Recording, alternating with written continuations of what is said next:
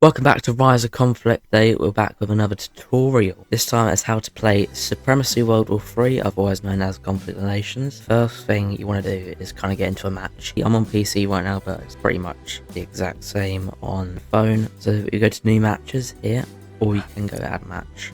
Same thing. And you want to pick match. Now 4x speed, because usually 1 day equals 24 hours, it's like 8 hours in this. So if you like a faster game, I would go for 4x speed. But for just this tutorial, I'm going to go for Flashpoint.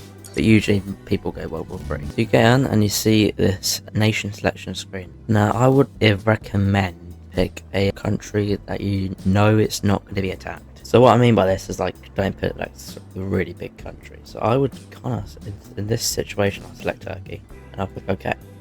So I'm going to go Turkey. You can go as any country you want. Okay, so there's Turkey. Now we're in the game. So what do you do at this point? Well, there's multiple things you can do. First of all, I would go to research, which should be about the same on phone as well. It should be like research. You're going to want to research basic infantry. You're going to get you infantry, which will be crucial later on in the game as well. Now you can go for any second one you want really, but for this tutorial, I'm going to go for artillery.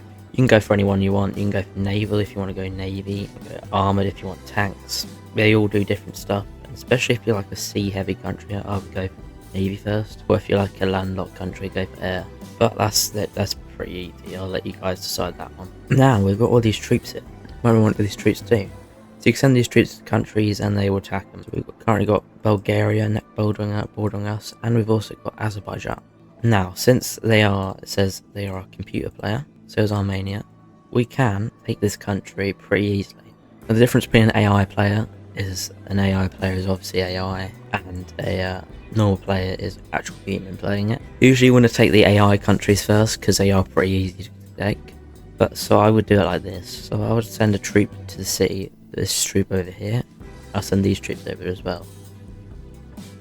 So we're gonna put these two troops together to make a stack. Stacks can be very important, especially late game, because you can make a huge stack and easily just destroy big cities. Like I could send a 7 stack to Sofia and take it. So speaking of big stacks, we're gonna make it a one in Istanbul, and I'd put these two troops here. Like I said, you can do whatever you want really. This is kind of just for tutorial purposes. Every capital usually has a air superiority fighter.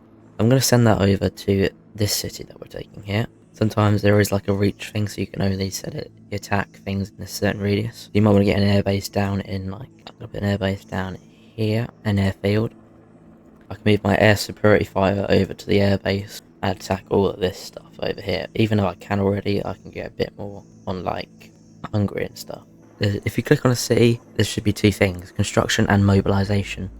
But there should be like a cities tab. On PC it's here, but I think on the phone it's at the bottom. And what you can do is select cities and build and mobilize them. So you can just select all of them like this. I think you can do the same if you like hold it down on the phone.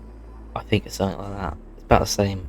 I think it's like the same as like PC. So we're gonna get an army base down. Now an army base will let you put troops down, and the more you upgrade the army base, the more higher troops you can place down. Recruiting officer gives you more manpower, which from manpower you can make troops and other units.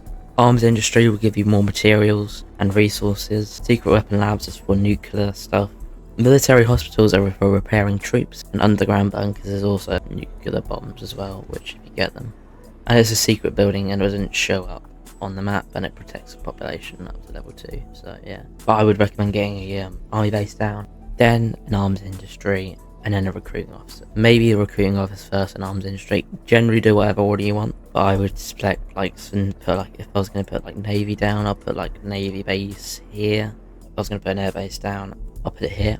Once these army bases are finished, you can see the research has been completed for basic infantry, so we can casually just go on, select all of them again, and mobilize some infantry. Now you can do it any way you want. You can put some tanks down, troops down, put some like enable them.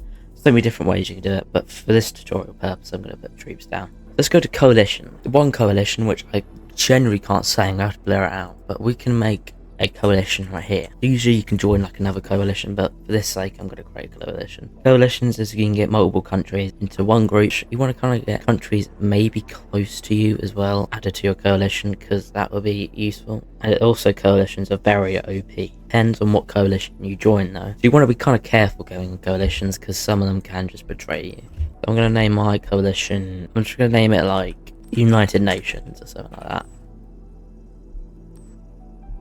And put for the coalition description, you can put whatever you want here really. But I would just put like stay active, because that means it tells the players that you should stay active. It doesn't work most of the time. Anyway, there's also victory points up here, which you can win the game.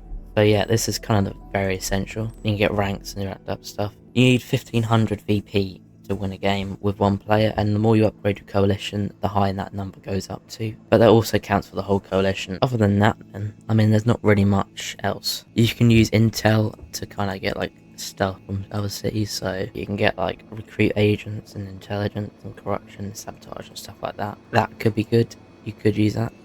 And yeah, you can also go to the market and buy some material. So if you're running low on materials, or let's say it, what am I running low on? I'm running low on fuel, so we'll buy some fuel, buy it here. So just casually buy it, and we can select whatever we want here. So I want to get the max one, except if I benchmark here as well.